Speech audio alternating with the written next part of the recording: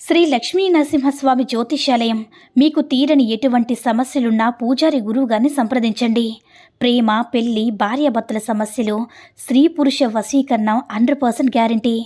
ఇక ఇల్లు, భూమి సమస్యలు, సంతానం లేకపోవడం, నమ్మిన అమ్మాయి లేదా నమ్మిన అబ్బాయి దూరమయ్యారా? అయితే లక్ష్మీ నరసింహస్వామి పూజారి గారిని సంప్రదించండి. ప్రత్యేకమైన పూజలు చేస్తారు.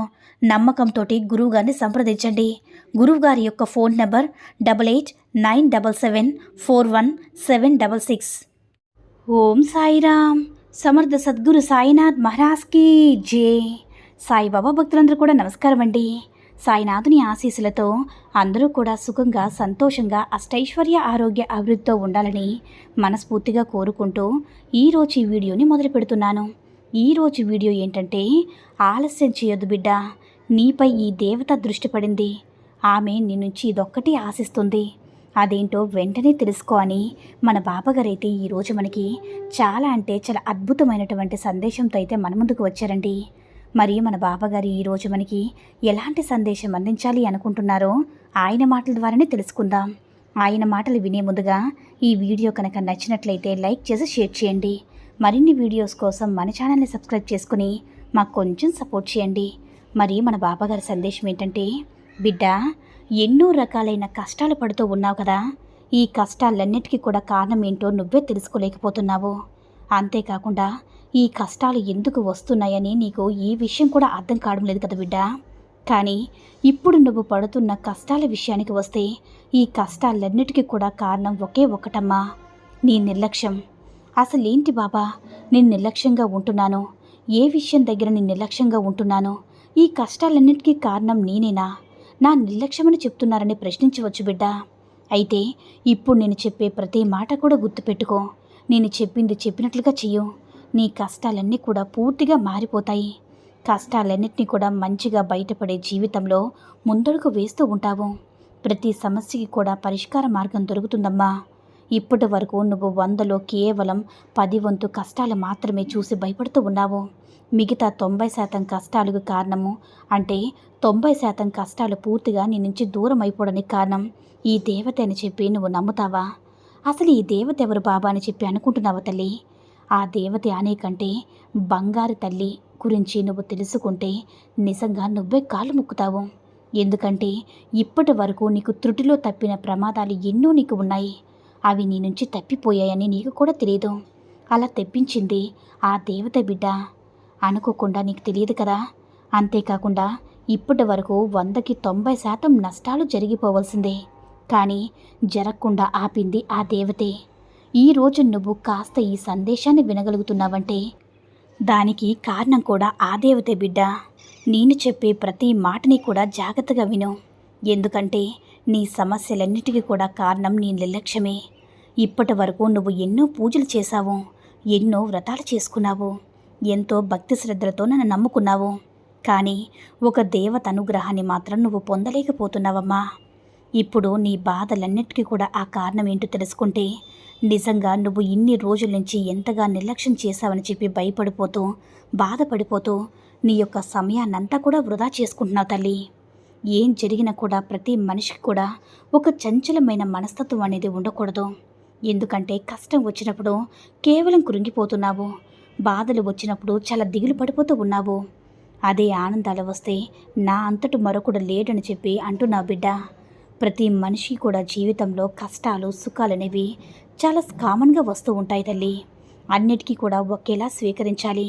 అలాగే స్వీకరించినప్పుడు మాత్రమే మనిషి జీవితము అలా వెళ్ళిపోతూ ఉంటుంది.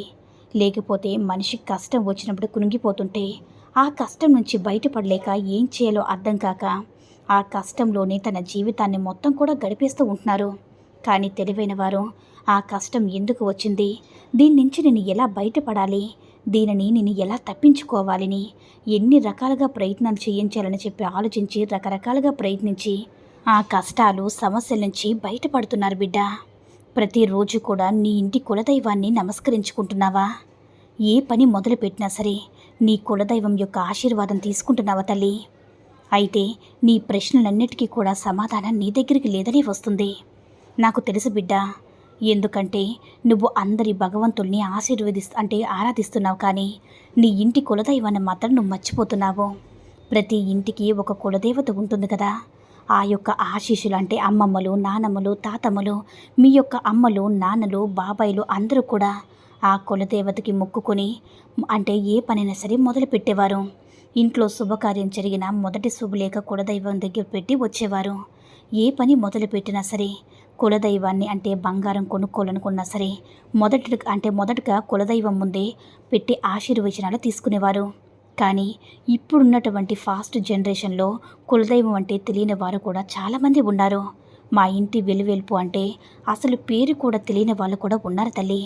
నీకు తెలుసు, కొంతమందికి తెలిసి మాత్రం నువ్వు ఎంతవరకు నీ యొక్క బాధ్యతలు నెరవేరుస్తున్నావో ఎంతవరకు ఒకసారి ఆలోచించుకో బిడ్డా. నువ్వు తెలిసినంతవరకు నువ్వు పట్టించుకోవడం లేదు కదూ. పట్టించుకోవాలి తల్లి.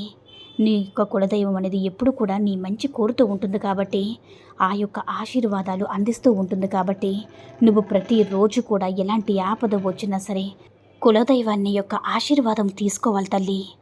ఇప్పుడు ఇంతలా ఎందుకు చెప్తున్నానంటే తల్లి, ఇప్పటి రోజుల్లో ఎవరూ కూడా ఈ పని చేయడం లేదు.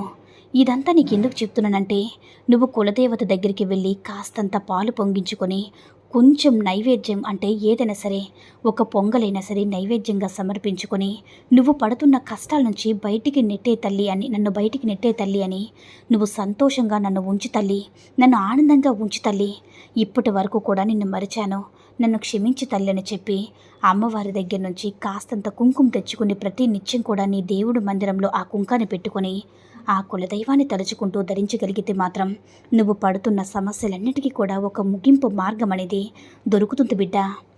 ఆమె నీ నుంచి అడిగేది ఒకే ఒకటి, అదేంటో తెలుసా బిడ్డ, ఎప్పుడు కూడా నన్ను మర్చిపోవద్దు, నన్ను మీ ఇంట్లో భాగంగా ఉండనివ్వండి, మీ యొక్క మంచి చెడుని నేనే చూసుకుంటాను, తరతరాల నుంచి కాపాడుకుంటూ వస్తున్న దేవతని నన్ను మీరు ఈ తరం వారు మర్చిపోతే ఎలా, మీ బిడ్డల గురించి చెప్పరా అంటే మీ బిడ్డలకు నా గురించి చెప్పరని చెప్పి మిమ్మల్ని ప్రతి నిత్యం కూడా కులదైవం అడుగుతూ ఉంది. ఏదో మర్చిపోయినట్లుగా, ఏదో మీరు మిస్ అయిపోతున్నట్లుగా ప్రతిరోజు బాధపడుతూ ఉంటావు కదా తల్లి. ఆ మిస్ అయిపోయింది ఆ దేవతనే మర్చిపోతుంది కనుక ఎప్పటికైనా సరే కుదిరితే ప్రతి శుక్రవారం కూడా మీ ఇంటి కులదైవం దగ్గరికి వెళ్ళి, మీ ఇంటి దైవం దగ్గరికి వెళ్ళి ఒక కొబ్బరికాయ కొట్టి మేము మనసులో బాధలన్నీ కూడా చెప్పుకొని కులదైవం నుంచి కుంకుమను తెచ్చుకొని ప్రతినిత్యం ధరిస్తే, ఆ అమ్మవారి యొక్క నామాన్ని ప్రతినిత్యం జపిస్తూ ఉంటే నువ్వు పడుతున్న కష్టాల నుంచి కనీసం 90% కష్టాలు తీరిపోతాయి బిడ్డ. నువ్వు పడుతున్న ప్రతి కష్టానికి కూడా కర్మఫలం అనేది కారణమవుతుంది. నువ్వు పూర్వజన్మలో తెలిసి తెలియక చేసిన కర్మల ఫలితమే ఈ జన్మలో నువ్వు అనుభవిస్తూ ఉన్నావు. పాప కర్మల యొక్క ఫలితాన్ని నువ్వు తొలగించుకోవాలంటే ఖచ్చితంగా నువ్వు నీ ఇంటి కులదైవ నామస్మరణ చేసుకుంటూ ఉండాలి తల్లి. అప్పుడే నీకు మంచి జరుగుతుంది. అంటే 3 నెలలకు ఒకసారైనా 6 నెలలకు ఒకసారైనా కుదరకపోతే సంవత్సరానికి ఒకసారైనా సరే అమ్మవారి ముఖాన్ని చూసి రావాలి. అలా చూసి వస్తేనే నీ కుటుంబానికి, నీ బిడ్డల భవిష్యత్తుకి తరతరాలకు కూడా మంచి జరుగుతుంది. నువ్వు, నీ కుటుంబం, నీ పిల్లలు అందరూ కూడా సంతోషంగా ఉంటారు బిడ్డ. నేను చెప్పినట్టు చేసి సంతోషంగా ఆనందంగా ఉండండమ్మా అని మన బాబాగారైతే ఈరోజు మనకి చాలా అంటే చాలా అద్భుతమైనటువంటి సందేశాన్ని అయితే అందించారండి. సాయి మహిమల ద్వారా వచ్చిన ఈ సందేశం మీ అందరికీ కూడా నచ్చిందని అనుకుంటున్నాను. ఈ వీడియో కనుక నచ్చినట్లయితే లైక్ చేసి షేర్ చేయండి. మరిన్ని వీడియోస్ కోసం మన ఛానల్ని సబ్స్క్రైబ్ చేసుకొని మాకు కొంచెం సపోర్ట్ చేయండి. ధన్యవాదములు.